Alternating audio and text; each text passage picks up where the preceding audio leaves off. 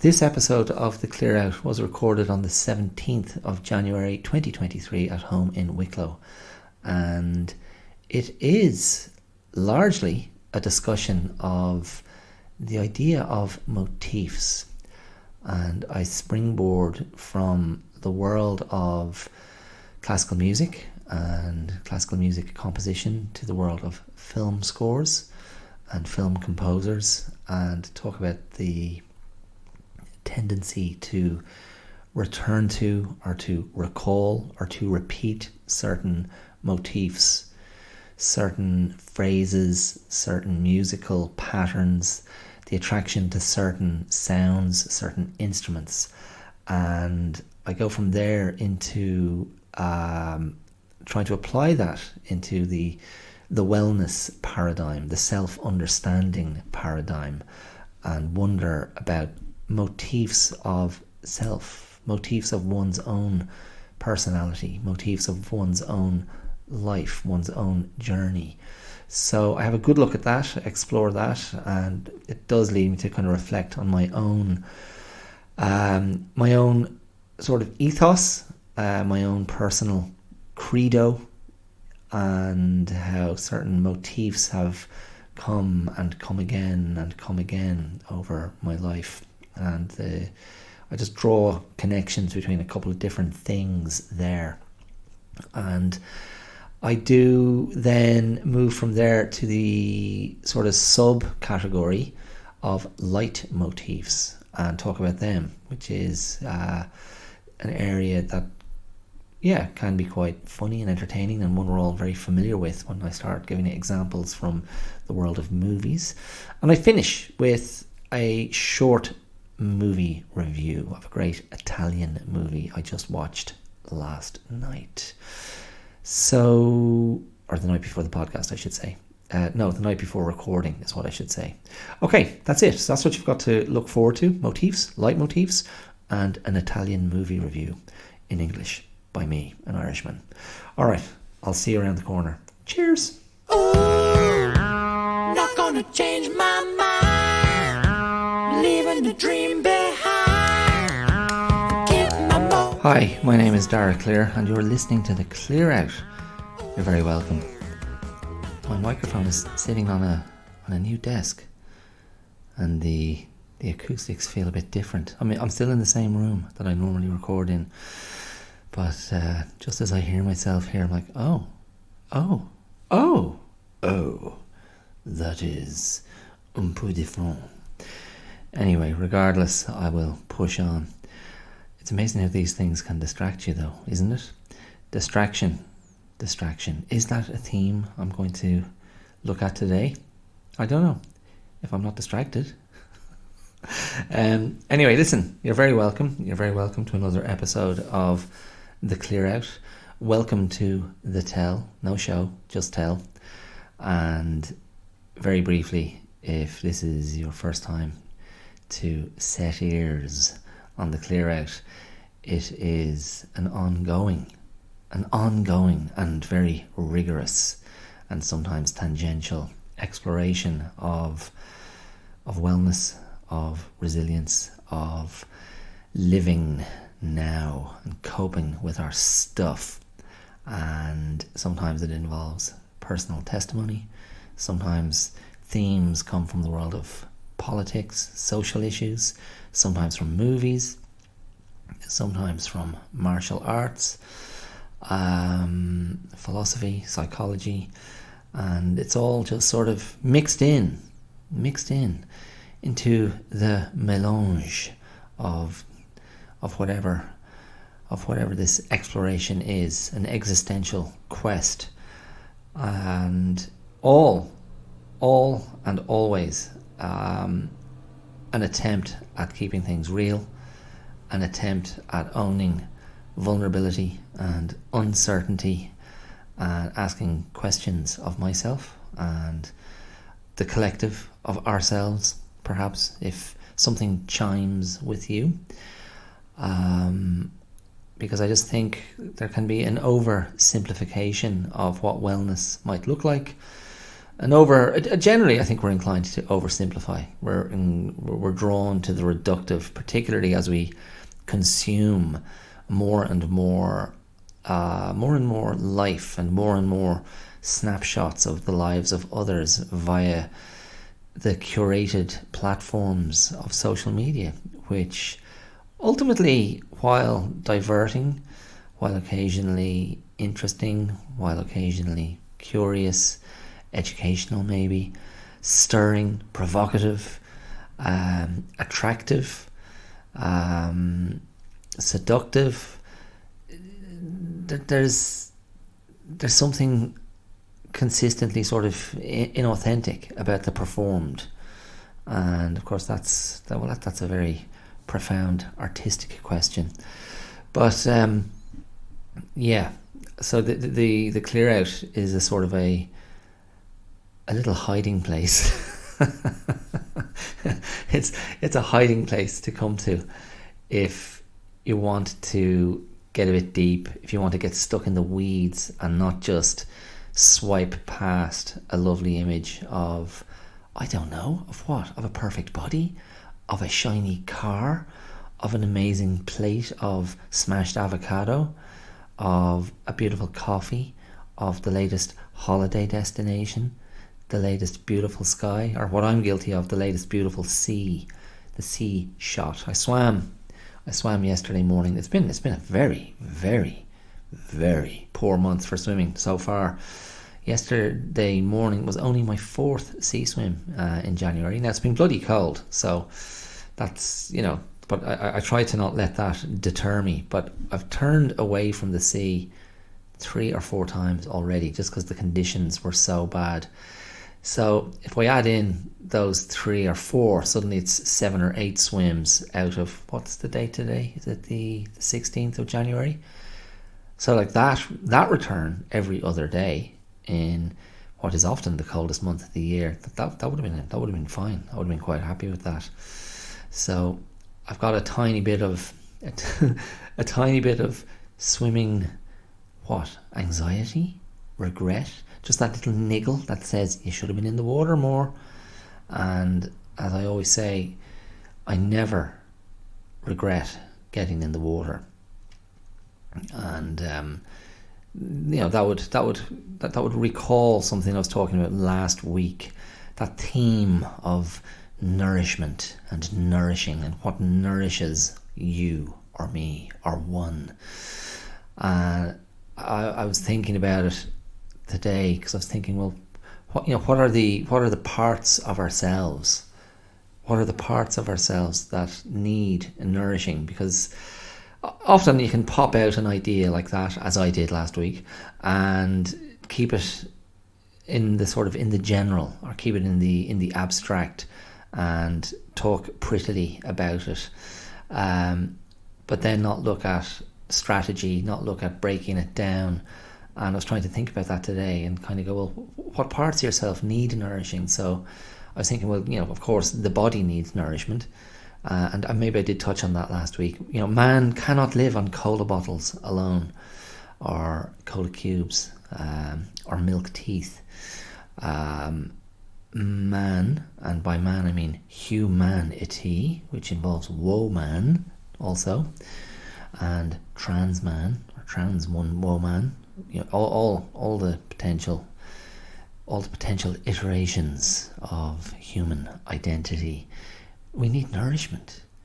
We need to put good things into this machine, and just as I mentioned that, I mean, it's worth pointing out how gut health is more and more stressed, and more and more emphasized all the time.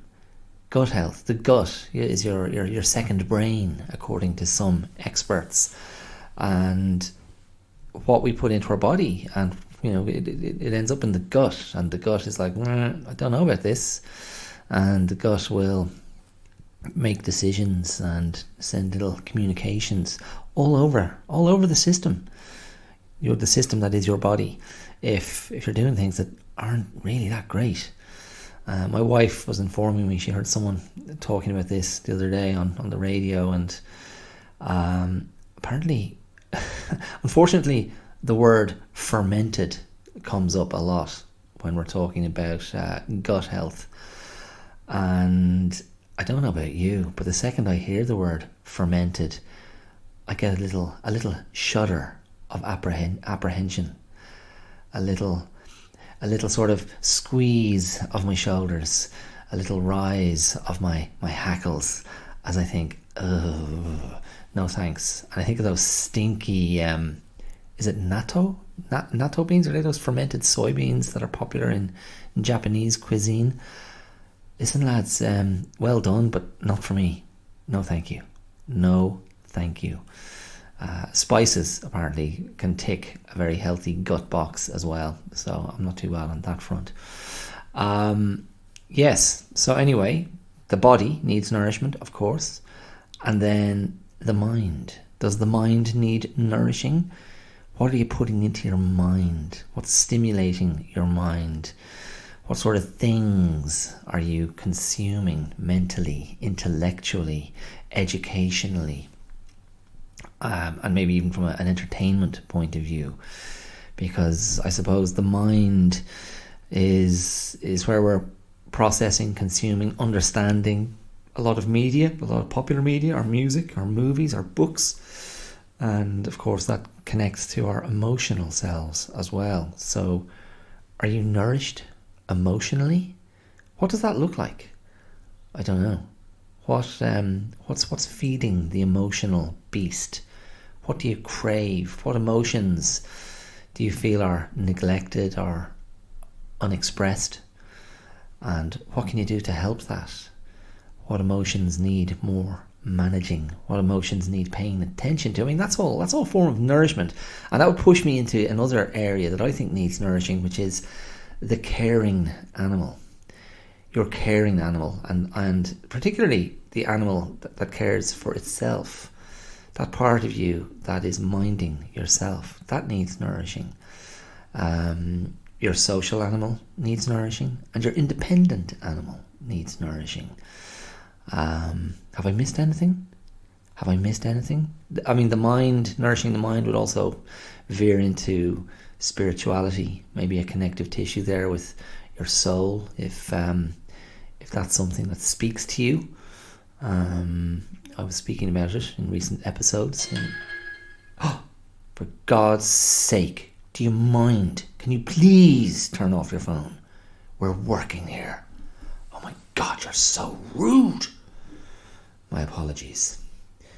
That is a phone that belongs to someone in this room. And that someone is me. There you go. Phone off. Sorry about that, lads.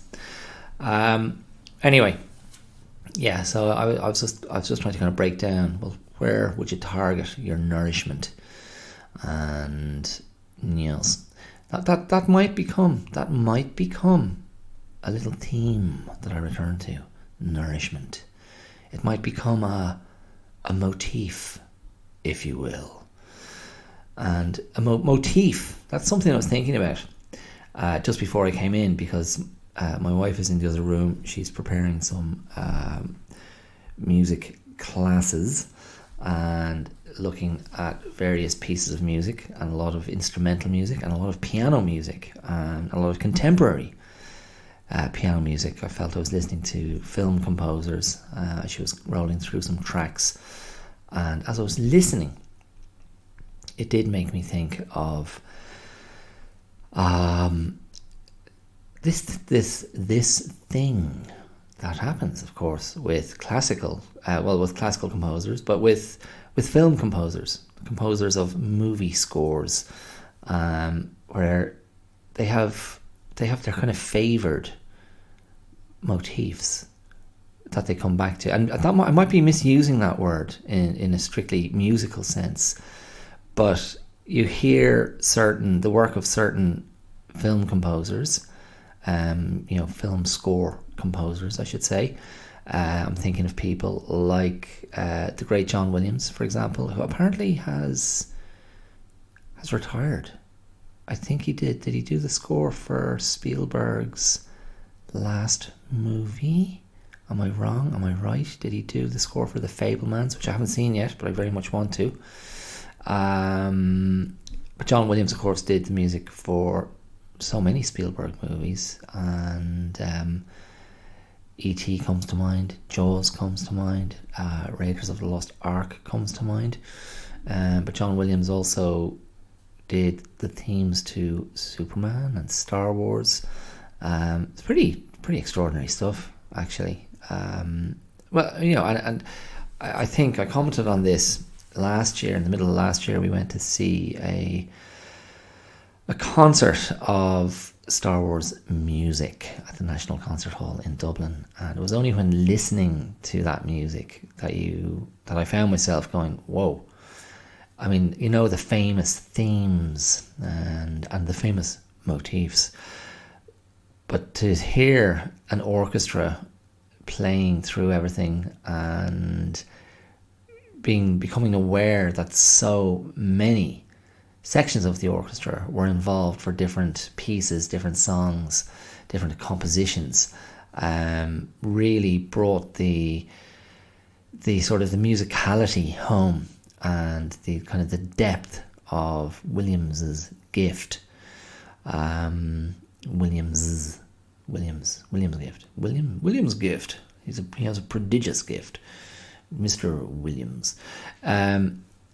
Those names that end in S, they're tricky. They're tricky when you want to stick on the possessive S as well. Wells's work, the work of Wells, the work of Williams.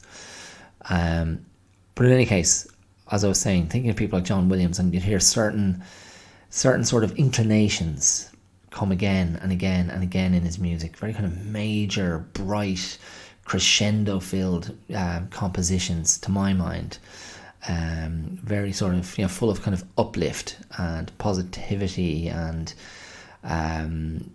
sort of energizing emotion, and very lovely to listen to. And then maybe you might think of someone like, I've just gone blank on his first name. Is it Andre Desplat, who's done a lot of soundtracks?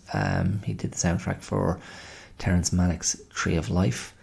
He also did the soundtrack to the movie Birth with Nicole Kidman. Danny Houston was in that as well, wasn't he? Just trying to remember who the director of that movie was. Wasn't that the same director who did Sexy Beast and that very unsettling, disturbing kind of alien landing in Scotland movie with a great performance by Scarlett Johansson as a kind of body shifting or body possessing alien who's up to all sorts of strangeness and weirdness and naughtiness. I always got blank on the name of that film, but very what's the name of that director? Bloody hell, how annoying. Anyway, Andre Desplat, he has his own themes that he recurs to, his own motifs, and I was thinking also then of the composer who did the music for Tom Ford's A Single Man, who has just done the soundtrack, the score to Todd Field's another S surname, bloody hell, Todd the film that Todd Fields just directed, Tar, with Cate Blanchett, which I am really keen to see. And I heard Cate Blanchett being interviewed, and she's just such a formidable actress, isn't she? God, she's great. I think she's brilliant. And anyway, I was listening to a radio station on the Irish airwaves. I was listening to Lyric FM. Great stuff, lads. Keep it up. All the favourites, all the classics. Anyway, there was a show on that looking at film music, and they played a bit of the score from Tar, which was composed by, I think it's his first name, Abel Korakovsky. Is that his name? I think it's Kowakovsky. And again, the second I heard it, I was like, oh yeah, Single Man. I could hear the same, you know, being attracted to the same instruments, being attracted to the same themes, being attracted to the same sounds, even though they're put into a new composition. and that's lovely. It's lovely because we go back to the music we love. We go back to the composers we love. We go back to the bands we love, the singers we love, and we like to hear. I think part of our enjoyment is the repetition. Part of our enjoyment is the return, the recall. Like certainly, I'd have an enormous sort of nostalgic kind of soft spot for many Prince albums because I listened to them intently in my teens, right through to, particularly from sort of my mid-teens to my early 20s. Just couldn't get enough of Prince, and so many of those albums would just light up parts of my brain and my emotional cortex as well. So it's not an accident that we're drawn back to these things. And then if you're the creator of that music, it makes me, what it makes me think of? It makes me think of the excuse me, sorry. It makes me think of the frustrated Beethoven-esque composer in Sesame Street from years ago, who could never. He'd either try and do the two songs I remember him getting enormously frustrated with at his piano until he was headbutting the keys or headbutting the piano, banging his head off it in an agony of exasperation and frustration. He'd either try to do the alphabet or he would do row, row, row your boat gently down the stream. And whatever he was trying to achieve, I can't remember, was he trying to complete it faithfully and would forget the words? I think that was the recurring theme, and I found it enormously funny. But it occurs to me now that all composers, I feel like I've seen this presented in the movies or elsewhere. But I think when the idea that composers are songwriters or whoever, they when they find themselves trying to create new material and then realize that they're just writing the same thing they've written continuously for the last 10, 15, 20, 30 years, and it just must be an explosive moment of sort of existential torture, where you're going, can I just not escape myself?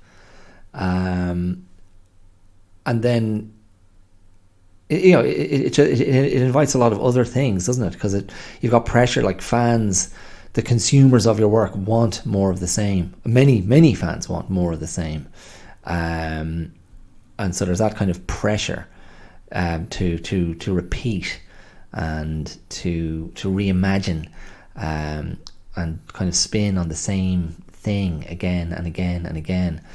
And of course, you've seen over the years when artists try to reinvent themselves, and often it's met with indignation, disgust, rage from the previously, the formerly loyal fan base.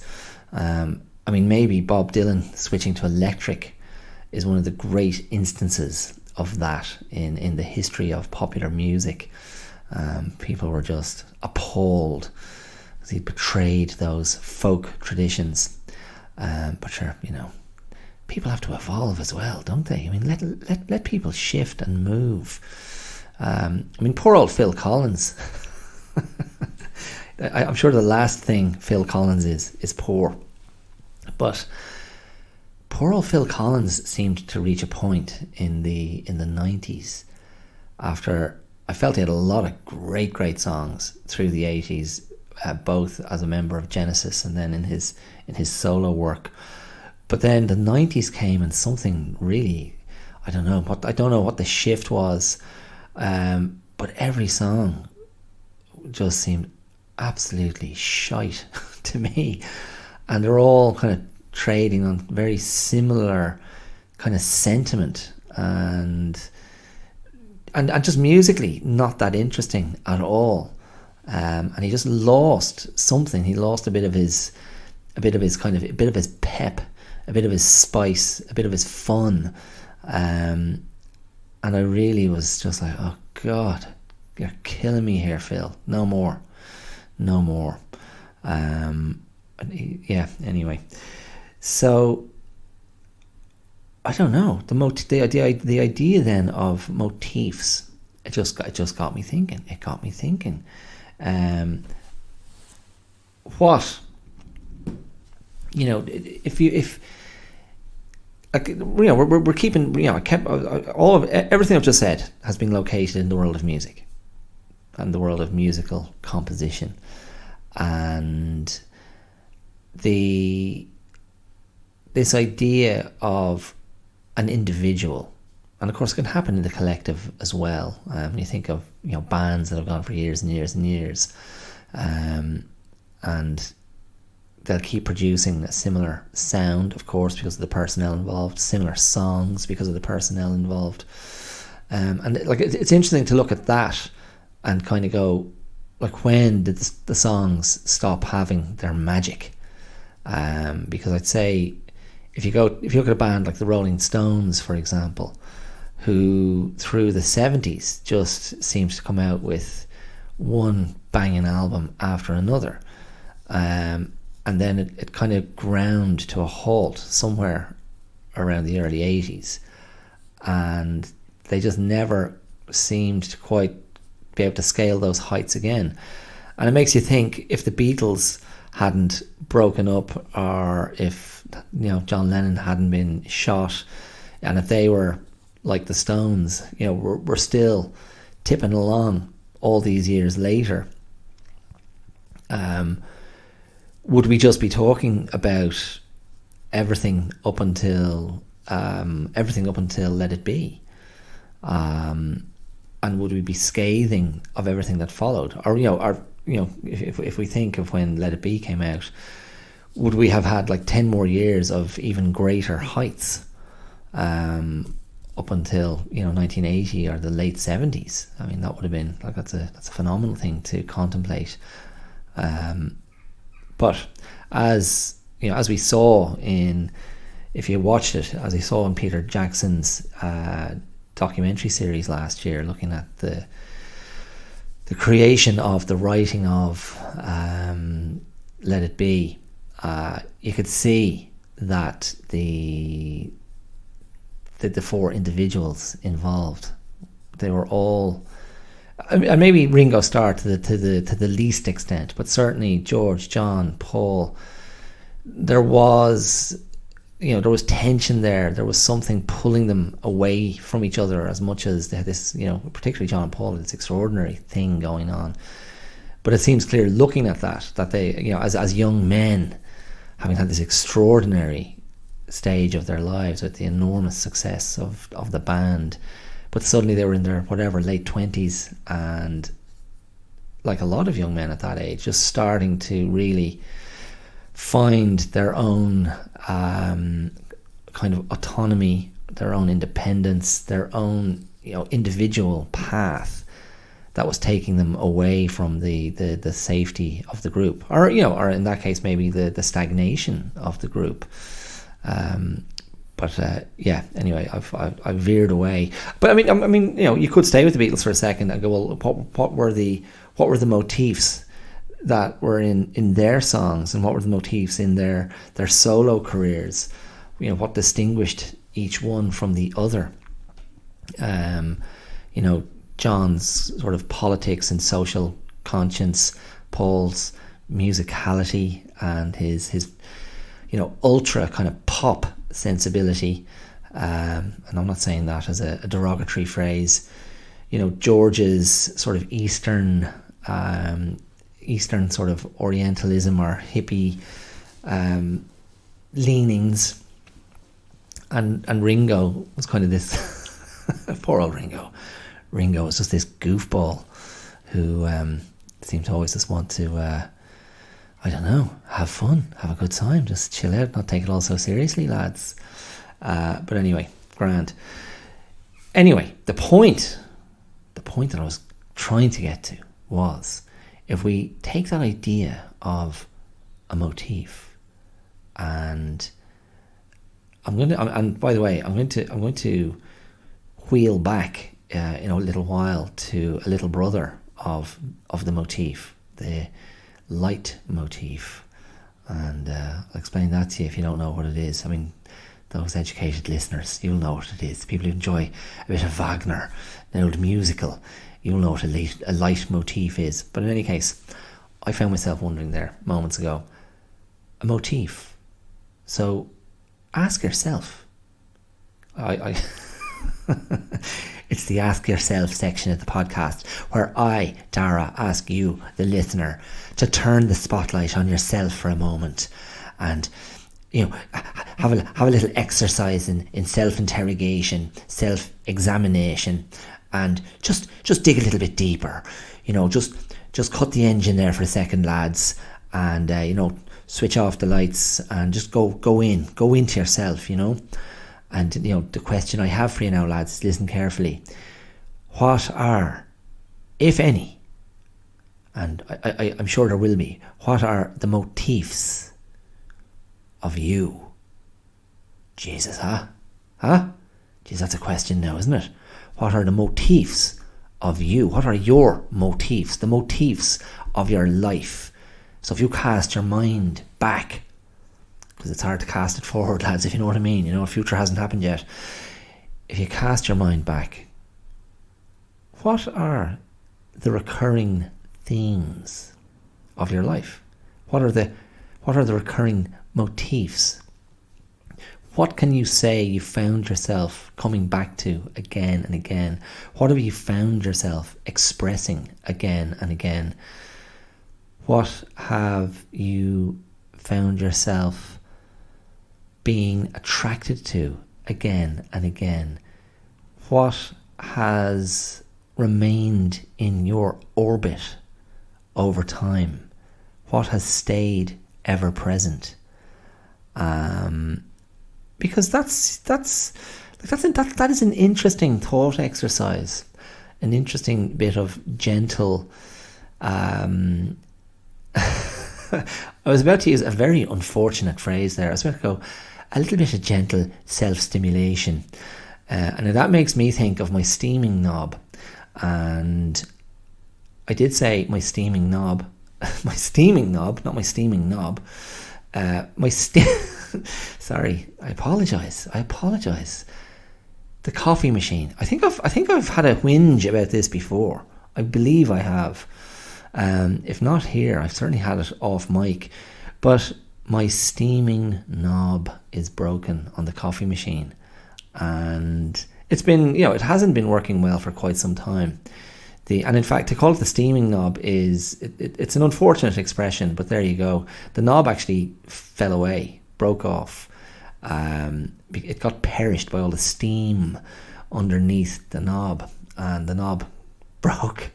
So for several months, I've been using a pair of pliers to turn the little bolt that lives under the knob. And I turned the bolt, and then that releases the steam.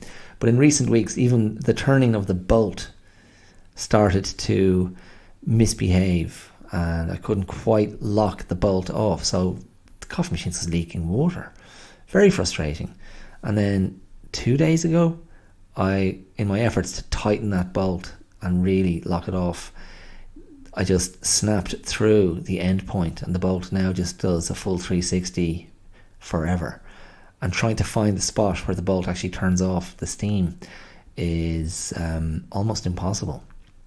And so when you turn on the coffee machine and try to make yourself a coffee, the steamer is just pushing out ferocious amounts of either steam or water, to the point where you can't get your coffee because the machine thinks it's in a different mode.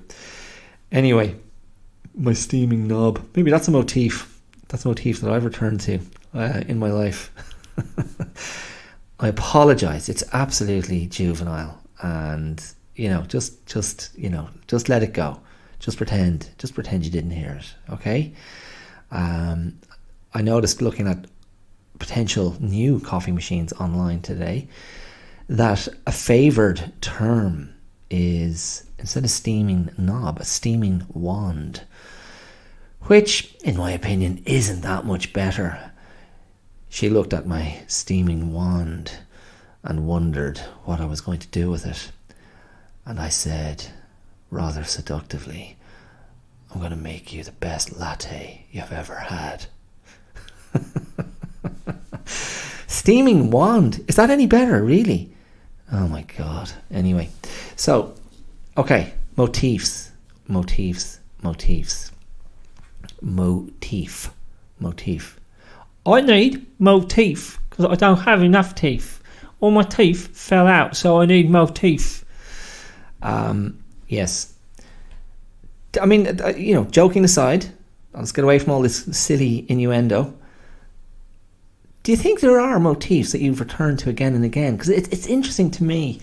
I was talking to a friend of mine last week, and this is in the context of these rehearsals I've just started, and we're doing, bringing a bit of autobiographical content into the space, just to explore the themes that are the focus of this piece of work. And it's all about masculinity. It's all about expressions, iterations of masculinity, and I shared some personal stuff, in the context of an exercise we were doing in rehearsal, and afterwards, my friend, who was one of the directors of the piece, he was like, he said, that he recognized like what I shared last week in rehearsals. He said, well, I recognized the stuff you spoke about from 20 years ago when we worked together. You were already on that path. You were already bringing that perspective to things 20 years ago. And it was funny to hear somebody say it. And so I had to sort of go, oh, okay, yeah, right. I mean, my goodness, 20 years ago, doesn't time fly? But motifs, for me, then I was reflecting on that, and I was thinking, okay, so I've had certain motifs that I've kept returning to over the years, and I mean, I'm trying, right now, I'm just trying to kind of pull them out of the wet trough of my brain and go, what are those themes? What have I come back to again and again? I mean, the first word I think of is discipline, or self-discipline, self-control,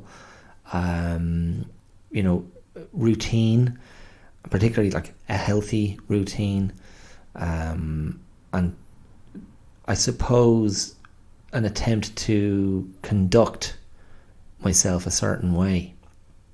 And I mean, I hate, I'd hate to fall into anything self-aggrandizing, because I'm not interested in that.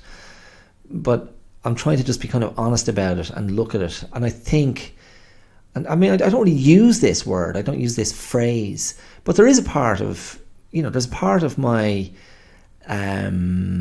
my sort of, my makeup, my inclination, personality-wise, how I place myself into the world, how I relate to other people, particularly people I care about.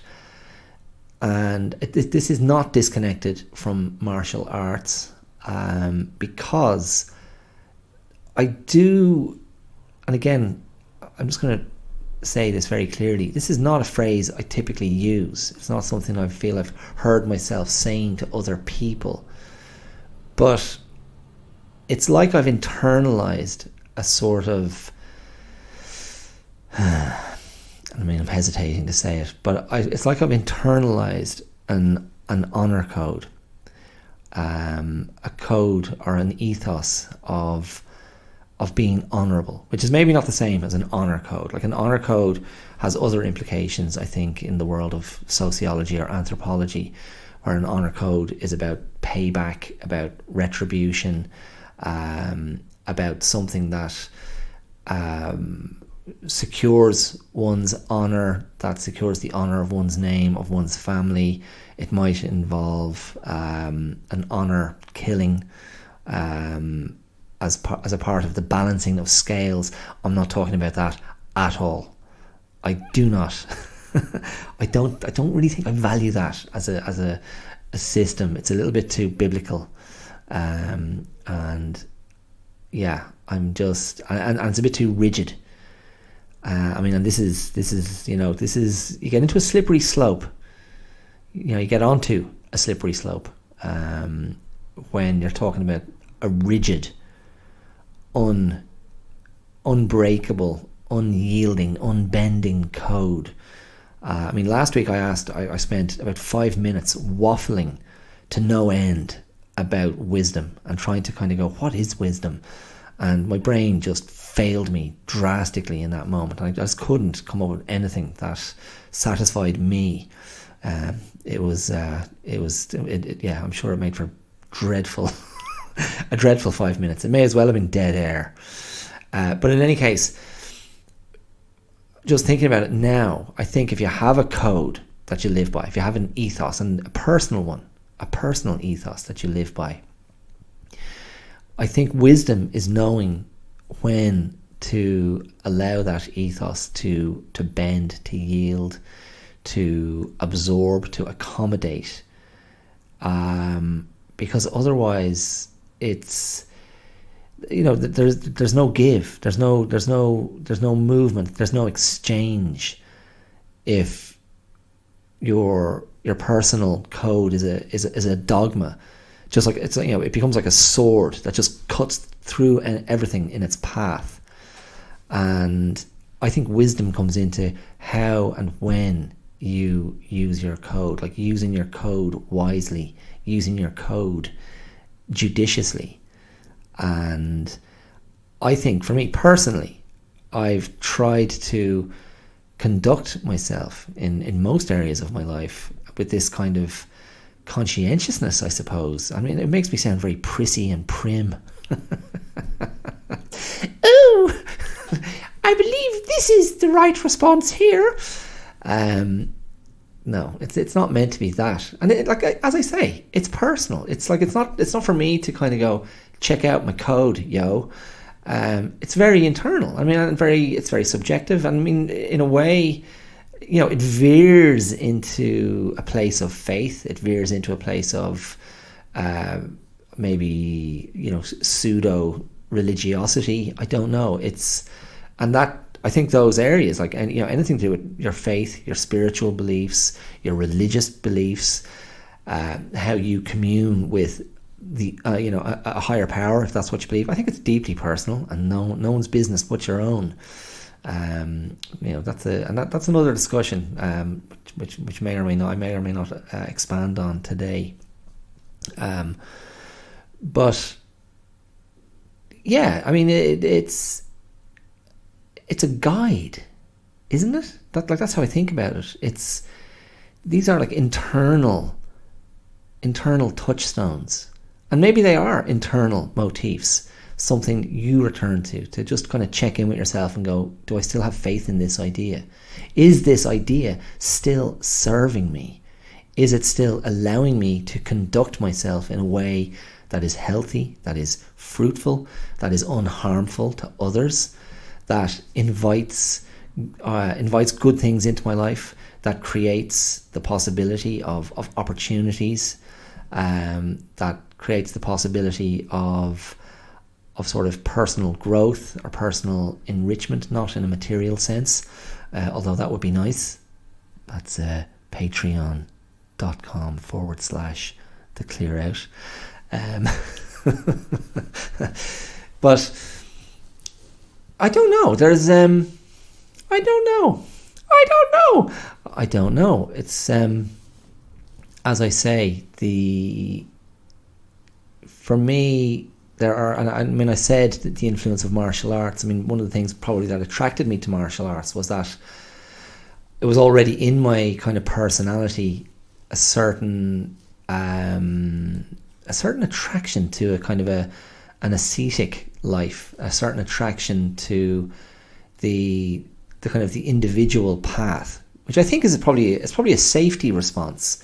It's probably a response to a certain to a feeling of a lack of control in my youth and in my adolescence particularly, and the sense of not enough safety in my adolescence, and certain chaotic or volatile or destructive elements in my family life as an adolescent. And I think that pushed me towards this idea of wanting to be self-sufficient, wanting to be self-protecting, and that's massively connected to martial arts and massively connected to why I wanted to do any martial art, really. And it just so happened the first one I tried I really loved and clicked with straight away, which was karate, and again specifically Shotokan karate.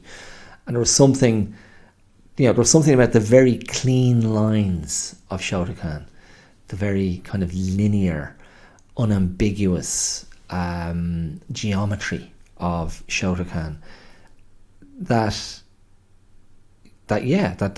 just appealed to me and felt natural. It felt honest, clean, and I think it just seems like sometimes I go, yeah, of course I went there, of course I went to that place, and I've tried to be that way in my life, in my dealings with other people, in my relationships, and I suppose that has been then. I mean, if there's any motif, it's been that attempt to be a kind of a straight shooter, to be a plain dealer, and to not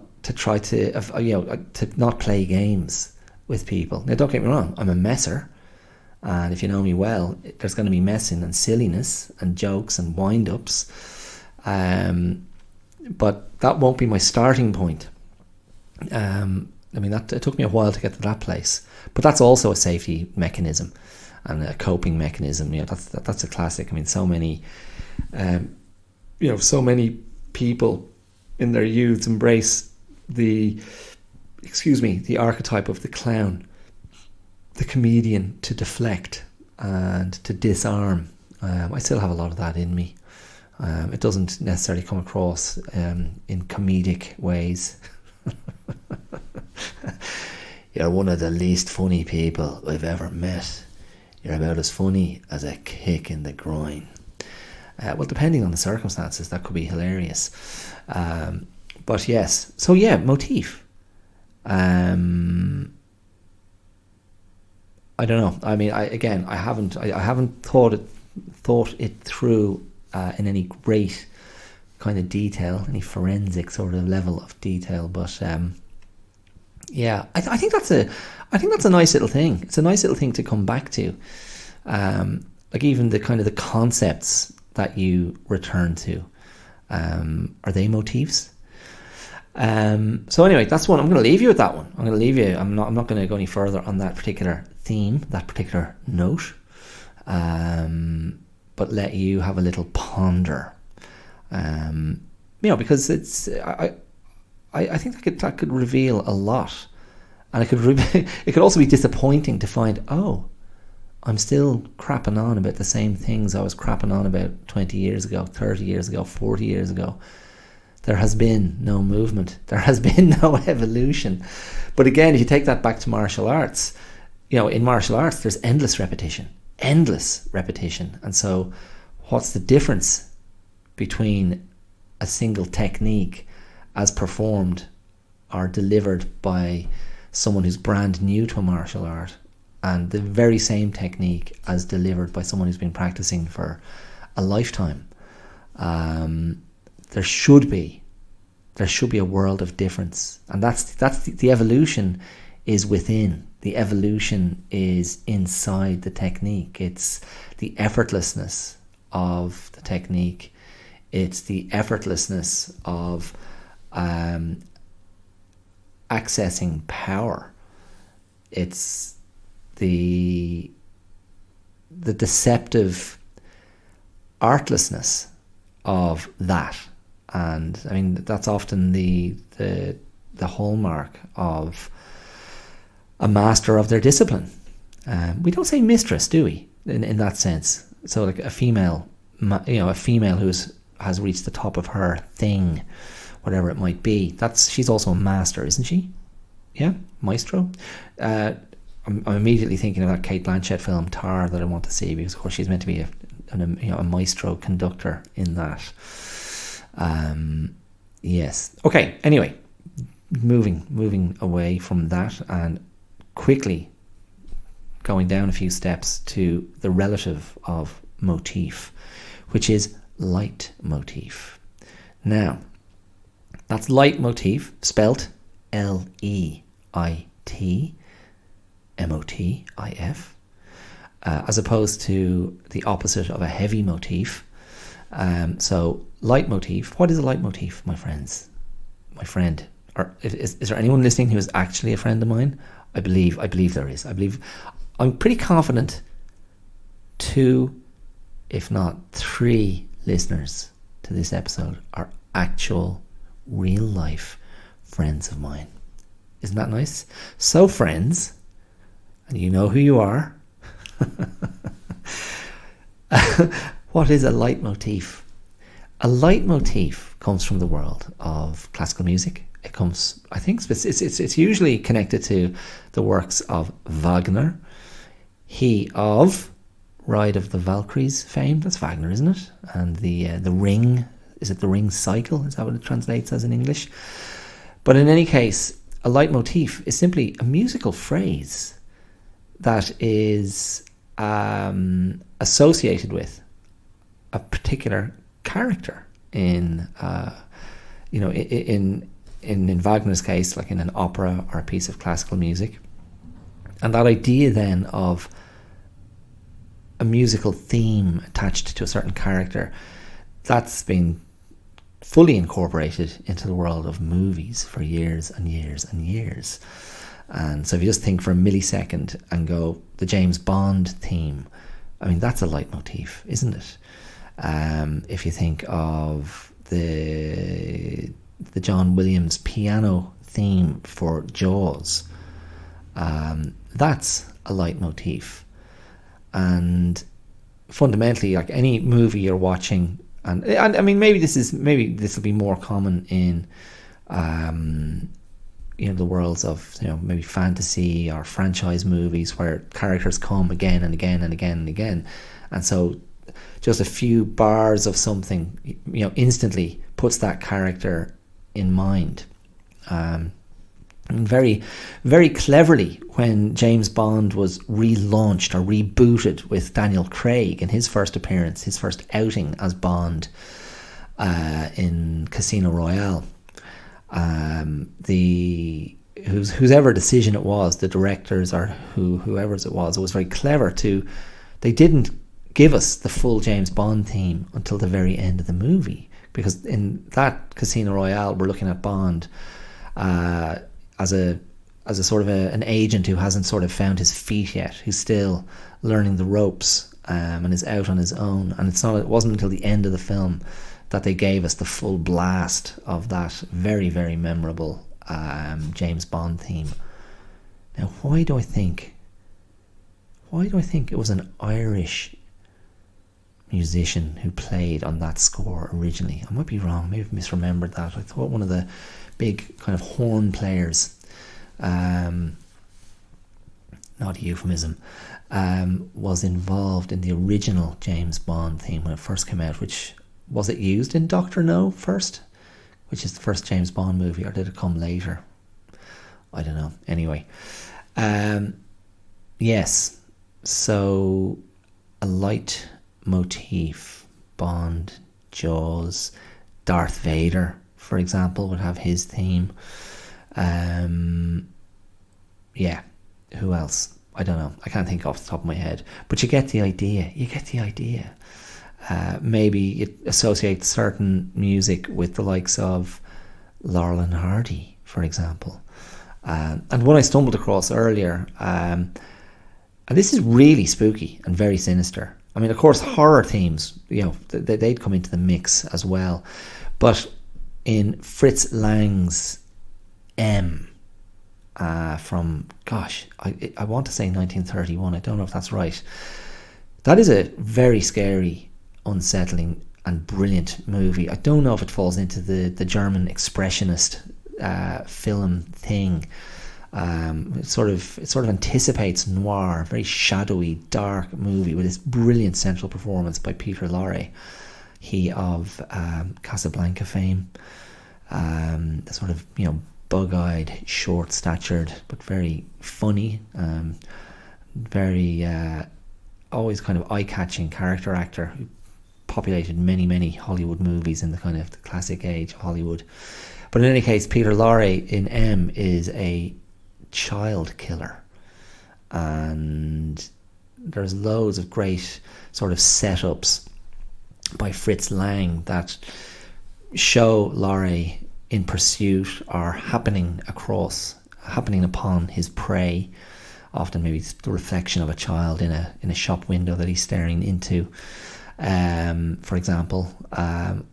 But his leitmotif is from Peer Gynt, from Grieg's Peer Gynt, and he whistles the theme of the Hall of the Mountain King? Is that what it is? I'm gonna try and whistle into the mic without making a distorted sound. But that theme, if you're not familiar with it, is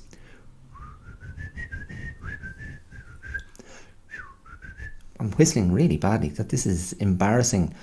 Hold on, I'm just going to see if I'll just try and get that going better. Yeah, it's I'm trying again. That's I don't know what's going on there.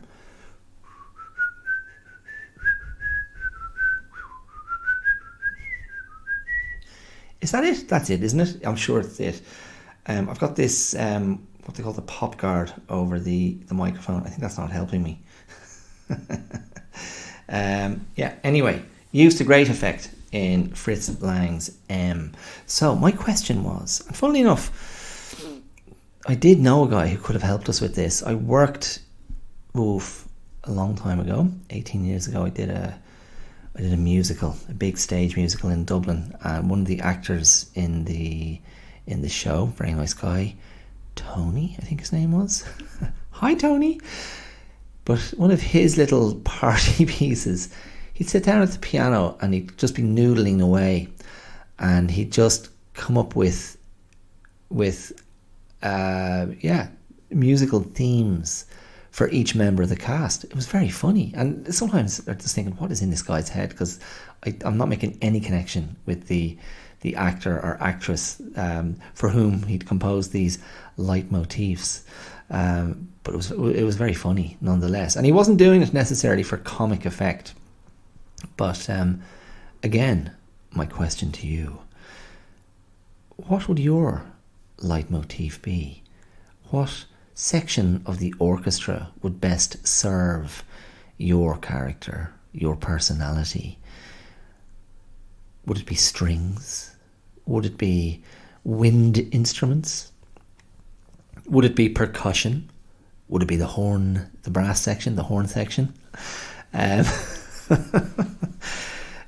it. I mean, that's again another funny little exercise. What's your own personal sound? Your own, what tune? What musical phrase do you think it would be? Do you think you'd be in a minor chord or a major chord?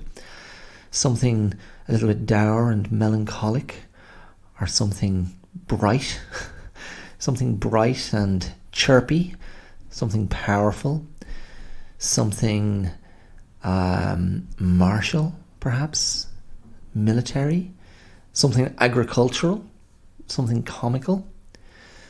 it wouldn't be the classic descending trumpet for the disappointed clown.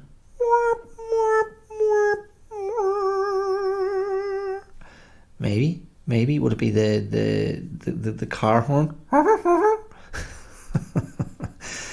I mean, they're particularly inauspicious, but yeah. Anyway, motifs, leitmotifs. I don't know. It's maybe I'll have to do a series. If I ever learn how to play a musical instrument, I can improvise there and show you my own thoughts in that area. Anyway, yeah, I think that might be enough. I think that might be enough for today. I wasn't sure where I was going today, but motif. The idea of a motif seemed to have given me the main meat of today's episode, and gave me an opportunity to reflect on my own kind of credo, my own personal ethos. And while I've been sitting here recording, I just got the last of the afternoon sun. It was shining blindingly straight on me for the first half of the episode, but it's gone low in the sky now and dipped below what I can see, and it's amazing the palpable drop in temperature. Well, it is mid-January after all, so be it. Do you know what I watched last night? And there's an exercise to think of the motifs in that movie, and this was on Netflix. And I went back and I watched a movie that was kind of in the back of my mind or on my list to check out at some point, and I just happened across it on Netflix. And oh, cool, I'll watch this. And it was Paolo Sorrentino's La Grande Bellezza, The Great Beauty, from 2013, and it focuses on a very famous journalist in Rome who has just had his 65th birthday. Now, the two films, it immediately brings to mind, when you talk about fame, you talk about a journalist, and you talk about Rome, it's impossible not to immediately have drop in your mind La Dolce Vita and 8.5.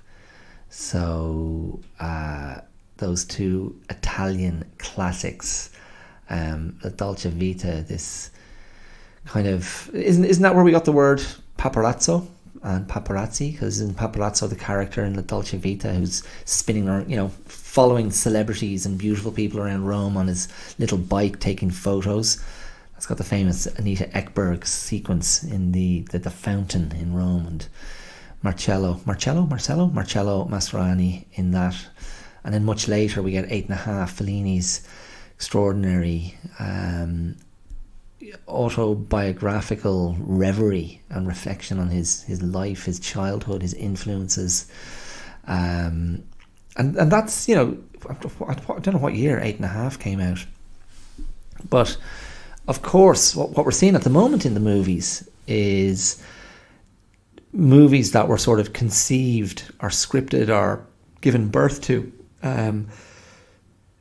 during the pandemic, when a lot of people, I think all around the world, anyone who was in lockdown, there was a lot of time for introspection and reflection, and I think a lot of that introspection and reflection was tinged with a sense of mortality, a sense of helplessness, a sense of just being something cast adrift on the ocean of life without the means to control that vast body of water, that vast body of fate in this case, and what the pandemic was doing to everyone.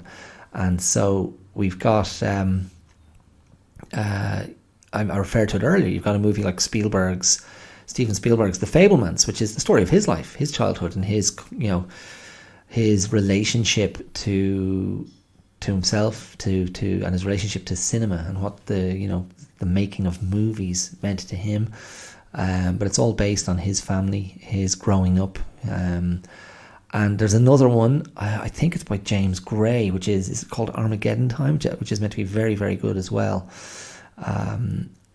These guys, yeah, kind of directors who have been around and creating these great sort of masterworks of reflection, of autobiographical immersion.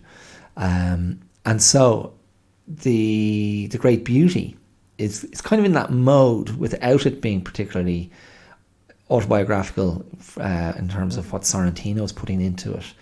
But it is, in terms of the fiction of the story, it's a man reflecting on his life. It's a beautiful film to look at. It's enormously Italian. It looks like a extended Dolce & Gabbana photo shoot, full of sort of full of kind of beautiful ugliness. This kind of gaudy, ostentatious, wealthy people being unashamedly indulgent, and the camera sometimes in very obvious ways is poking fun at them and mocking them, sometimes looking at them from a more anthropological point of view, the non-involved observer.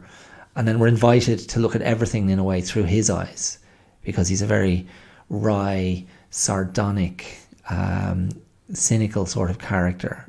And yet, in a way, that's the point of the movie, I feel. It's this exploration. The character is exploring his own sort of bittersweet realization of becoming older. And he's, in spite of the cynicism and a certain amount of jadedness, there's a real warmth in his sense of humor. There's a real warmth in him as a person, and he's clearly gregarious and clearly enjoys the company of his friends, even though he can skewer them when provoked. And the movie's interspersed with his, with certain specific memories from his youth, particularly the memory of a beautiful young girlfriend when he was only 18. Some really beautifully shot sequences, but otherwise it's mostly him just kind of walking the streets and houses of Rome, often at night. But the whole movie is suffused with humor, with a sort of a mocking knowingness of human frailty, and yet beautifully shot. So it's such a lovely film to look at and enjoy, and it's a great sort of affirmation of human relating. There's just lots of these lovely kind of vignettes of human sort of socialization, and the central character, played by Tony Servillo, is the actor's name. There's a lovely, creased, expressive, sort of laughing face, but also quite handsome in moments, and very stylish. Again, just kind of the Italian cut. But so that was nice. That was really nice. So there you go. And I mean, motifs, I don't know. What the motif is: a man alone, a man set apart, a man observing, a man, as negotiating himself, and remaining attached to others.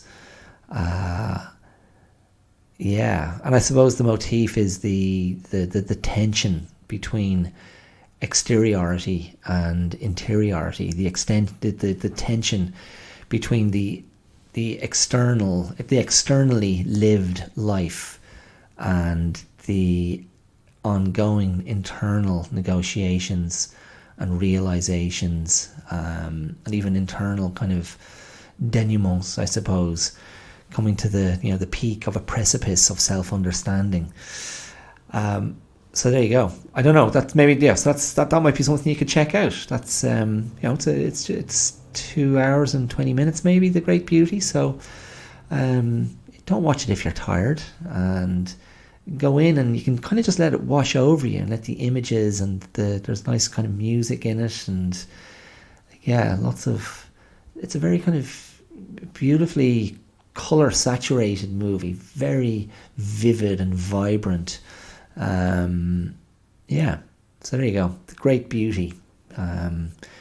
Do go and give it a watch, lads. Go and give it a watch. Bit of culture, it's an Italian movie, subtitles and everything.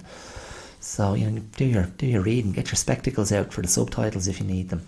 Okay, that's it. I'm going to leave it there. Thanks so much. Thanks for listening. So nice of you, friends. Those 3 friends I referred to earlier. I'm sure I know you're listening. Maybe not like right away. It might be a week or 2, but thank you. And thanks to all the non-listeners. So many of you not listening. What's that song? Is it from Vincent? They do not listen. They do not know how. Perhaps they'll listen now. Perhaps we won't. The masses shouted back. Anyway, for those of you that did listen, great. Thank you very much. And returning listeners, just brilliant. I really appreciate your support. As always, you can find me across social media.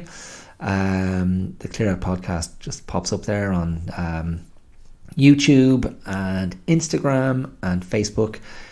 Twitter is the Clear Out 2. That's the number 2, the digit 2. And if you want to email for any reason, it's the clearoutlive@gmail.com.